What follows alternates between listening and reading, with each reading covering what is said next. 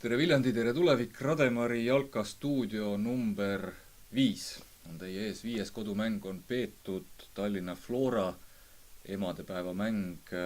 Palju positiivseid emotsioone, 1-3 kaotus sinna kõrvale, aga üht-teist positiivset küllap leiab sealtki. Tänase mängu võtame kokku ei kellegi muu kui Sandri endaga ja pikka juttu ei aja. Rutiin on tavapärane, võtame eelmise mängu väravad kokku, vaatame järgmisel otsa ja valime parima. Siin tuleb paus. Nii. Sander, see mäng oli selline, millest väga vähe oodati. Teisest küljest tulevik on mänginud sellel hooajal tugevate vastaste vastu, top 3, top 4 vastu, kõik mängud ikkagi endast kõik välja pannes. See mäng ei olnud kuidagi erand. Jah, et oleme tõesti sammukesi edasi teinud ja suudame mängida ka endast oluliselt tugevamate vastastega ja ütleme, Flora mängi näitas, et olime mängus sees. Palli valdamine oli 55-45 Florale enne. See on ka mingi märk, et me suudame ka palliga mängida, et mingitel hetkedel meid muidugi suruti sinna kaitsesse, aga me proovisime ikkagi nagu kõrgemal mängida, palliga mängida ja samamoodi rünnata. Flora tuli peale esimesel poolajal, alguses oli äärmiselt kohmetu. Kas see oli sellest sinu taktikalisest plaanist või oli pigem see kevadine muruväljak, millega Flora ei olnud harjunud? Ma arvan, et see muruväljak on harjumine on kõigile võrdne, et ma ei ütleks, et Flora nüüd ajas selle kaela selle enne. Võib-olla nad ütlevad seda välja, võib-olla ei ütle, ma ei tea seda. Samamoodi oleme meie samamoodi palju treeninud murul kui Flora ja teised võistkonnad Premium liigas ja loomulikult me tahtsime kõrgemalt pressida, agressiivsemalt pressida, mis toimis väga hästi. Ma ütleksin, et enamus mängust. Ja Flora oli selgelt raskustes seal. Flora väravad, kõik mis tulid, kõik 3. Ütleme, 2 esimest konkreetselt kaitseeksimused, 3. läksime riske võtma ja karistati ära. Jah, et Flora väravad olid selgelt meie lohakus kõikides, ütleme kõik 3 väravat, et viimane värav ka, et loomulikult me proovisime 2-2 viigi väravat, aga samas ma vaatasin järgi, et seal oli ikkagi viisavalt mehi meil kaitses, et see värav ära hoida. Oleks võinud veel grammi leida, et juurde panna selles olukorras. Jah, et ütleme, kui me tahame Florat võita, viiki mängida, siis on vaja nagu terve mängu 90+ minutid mängus sees olla kõikides olukordades ja see jääb meil vajaka veel natukene, et värava olukorrad olidki sellised, kus me magasime maha ja vastase liikumised natukene, teine värav, seal ei ole midagi rääkida, et see on absurdne. Absurd on sõna, mida sa kasutasid päris mitu korda ka seal mängujärgses olukorras. Oled sa nüüd meestega rääkinud ka sellest otse nurgalda, kes sisse läinud väravast või mis need kostsid nagu selle peale, kuidas selline asi võimalikuks sai? Jah, et ma arvan, et seal oli õnne kõvasti Floral. Samas nagu meie mängijad seal Kallaste väravas õunab mingil määral. Loigo oli veel seal joone peal, et ma ei tea, kuidas see pall sealt läbi läks. Et sellistes mängudes seda ei toimita mingil juhul. Vaatame väravatel otsa, vaatame, kuidas see pall sealt siis läbi läks ja vaatame ühte eriti ilusat ka, mis Linnastaadionil möödunud pühapäeval sündis. Aasta värava kandidaat kogu liigas päris kindlasti. Vaatame väravad üle.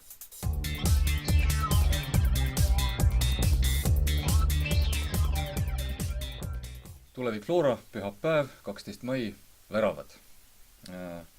Flora oli esimesel poolajal 15 minutit nii harva, kui seda ka öelda saab, väga meeldib muidugi öelda, tuleviku surve all, kiigutas ja kõigutas, tulevik ründas, aga samavõrra pidi ka ikkagi kaitses rassima ja 39. minut oli see, kui tuli siis nii-öelda läbimurre vasakult äärelt ja magati ühe mehe sööst maha. Sander, vaatame selle värava koos üle.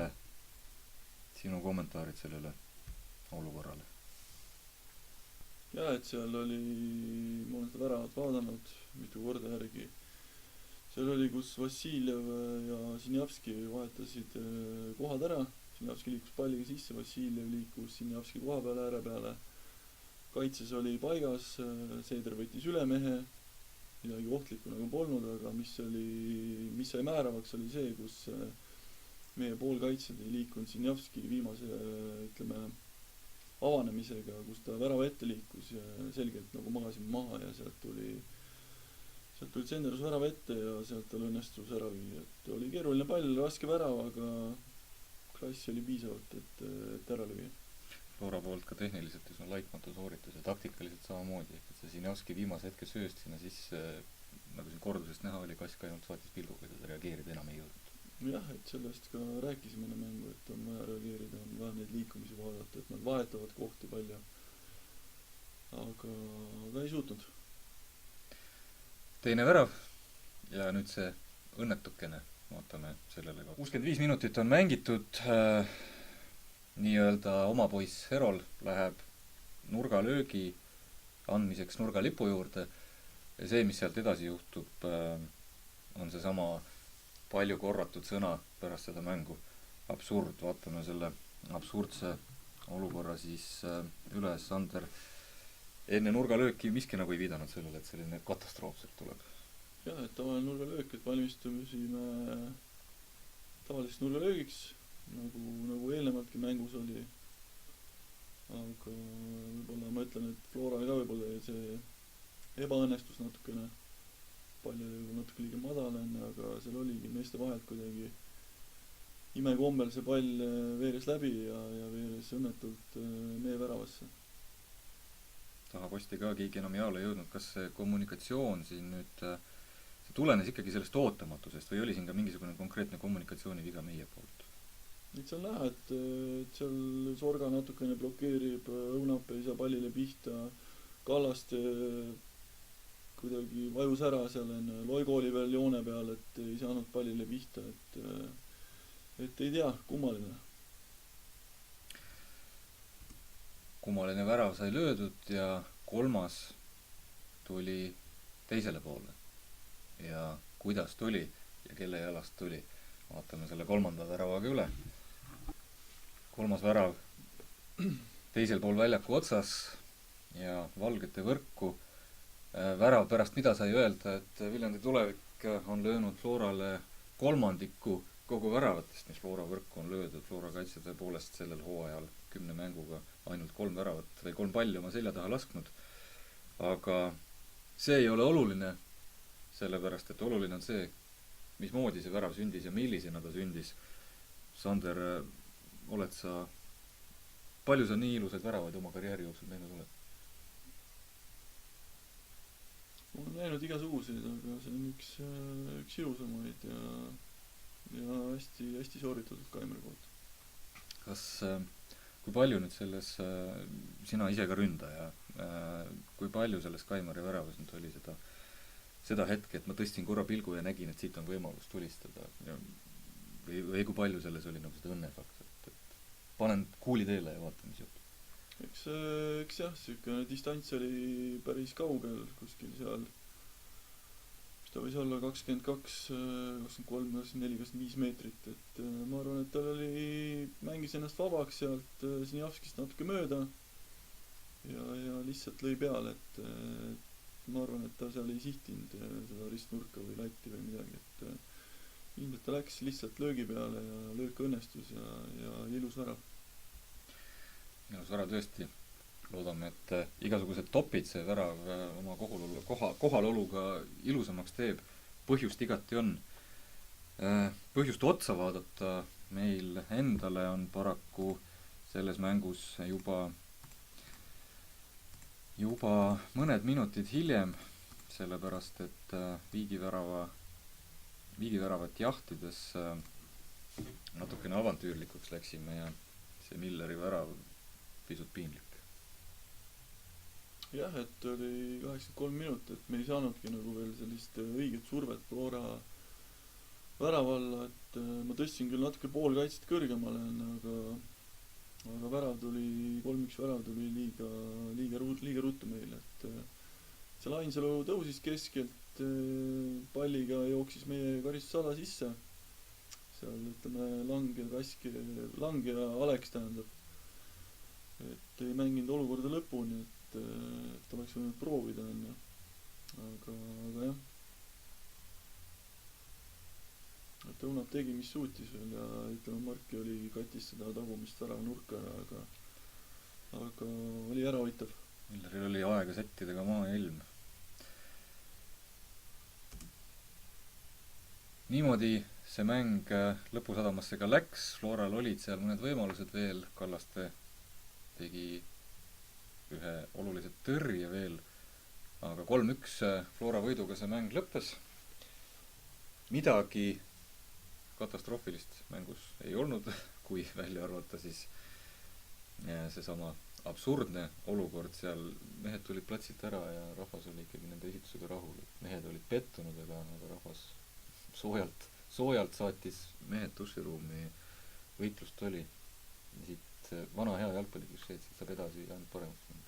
jah, et olime mänguks valmis, olime mängus sees, punkt olid lähedal, samas olid väga kaugel, et võitlesime, värava olukorrad magasime maha, Flora väga palju võimalusi ei olnud, meil tekkis üks võimalus, ühe värava lõime, et kahjuks läks nii, et täit rahulolu loomulikult ei paku, et oli meie poolt oli uue mäng, aga Flora klass sai määravaks. Klassivahe. Vaatame otsa järgmisele mängule ka. Klassivahet omajagu tulemas selleski kohtumises tuleb järgmine Tallinna meeskond ja natukene vaatame otsa sellele meie seisule selle mängu ees reede 17. mai Levadia meie kodus linnastaadion.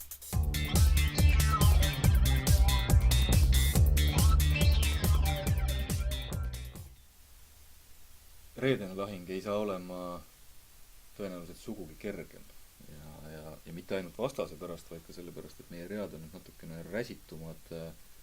Kustil ja Jansal kaardilimiit lõhki ja kaitsest 2 põhivenda puudu. Sa olid enne stuudiosalvestamist, kui rääkisin sinuga, väga rahulik selle koha pealt, et mehi on, lapime ära. Kas see Levadia mängus selle 2 põhimehe puudumise pärast, et kaitsest nii lustlikku ründemängu tõenäoliselt oodata ei ole või? jah, et teine raske mäng otsa kohe, et mängijate koha pealt ütleme nii, et saavad võimaluse need, kes ei ole võib-olla nii palju mänginud. Võib-olla mõni mängija mängib natuke harjumatut positsiooni, aga ma ei usu, et ründemängus me midagi kaotame, et ründajad on meil olemas ja nad mängivad oma positsioone. Nii et taktikalisi nüansse siit rohkem välja pigistama ei hakka, need ei tule nagunii. Kaitselahingut mõnevõrra rohkem, aga proovime ikkagi mängida oma mängu, nagu kogu senisel hooajal tegelikult mängitud on. ja eks see oli see, et me peame kaitsest lähtuvalt mängima ja ütleme, Levadia mängib natukene erinevalt kui Flora on, et peame selleks valmis olema ja vaatame nüüd järgmises lõigus ära ka selle ja kuulame õieti selle nime, mis Sandri Kuulilt tuleb, kes oli Tallinna Flora vastu peetud mängu parim, kes saab Rademari jalkastuudio 5. parima auhinna.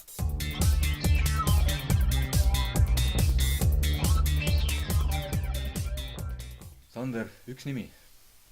Kaunis keeruline sellisest mängust tõenäoliselt, aga peas on ta sul kindlasti valmis. Kes ja, oli Flora mängu parim? Et paljud mängijad mängisid oma taseme välja. Mõni mängija isegi võib öelda üllatas mind natukene, mängis üle oma taseme. Tahaks loota, et selline tase nüüd ka edaspidi on. parimaks ma valin Mark Eduri. Et ta sai oma ülesannetega väga hästi hakkama, mis talle oli pandud. ütleme, Eero Riiberg oli mängust täitsa väljas, et ütleme selle esimese ringi vist oli kõige parem mängija äkki, et ta on ohtlik mängija ründefaasis, Flora jaoks väga efektiivne, osav mängija, tähtis mängija, et ilusti sai ta nii-öelda siis kinni pandud. Et loomulikult seal oli ka Kaimari supervärav ja mäng järjekordselt, aga ma seekord tõstaks esile Mark Eduri. Mark, palju õnne! Täiendad Rademari jalkastuudio parimate ridu ja astud väärikasse seltskonda, kus siis ees juba ootamas sind Janar Õunap 1-ga, Illimar 1-ga ja Kaimar 2 auhinnaga. Sina seal 1-ga selles nimistus nüüd kirjas.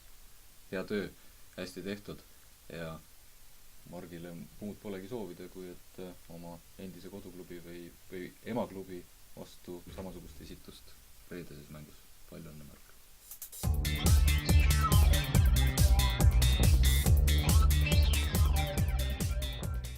Lõpetuseks kiire info sellest, mis reedel ees ootab. Mäng algab kell 19.30, nii et esimene selline varasuvine mäng Linnastaadionil reede õhtul kell 19.30 Tallinna FCI Levadia tuleb siia, kuidas öelda, üsna raevukalt. Pole neil olnud kõige parem periood, eelmises voorus lammutati Tammeka algosadeks ja sellise gigandi ees hääletu alistumise mänguga seal natukene tegemist oli. Väga jõuline, väga verine meeskond, sõna heas ja halvas tähenduses, saab näha, mis lahing sealt tuleb. Aga nagu ikka, Viljandi publik võidab alati, tegemist on järjekordse Helion ehituse mängupäevaga ja Helion ehituse poolt sellel korral iPad publikuloosi võitjale auhinnaks välja pandud. Nii et reedel kell 19.30 olete oodatud Linnastaadionile. Ilmateade on jällegi super, tundub, et Viljandit sellel aastal soositakse ka kõrgemalt poolt. Nii et tulge nautige seda varasuvist või hiliskevadist, kuidas võtta suveõhtut meiega Linnastaadionil reede õhtul 19.30 Tallinna FCI Levadia vastu meie oma kollasärgid. Sander, aitäh! Rademari jalkastuudio lõpetab. Mark, hästi tehtud, palju õnne!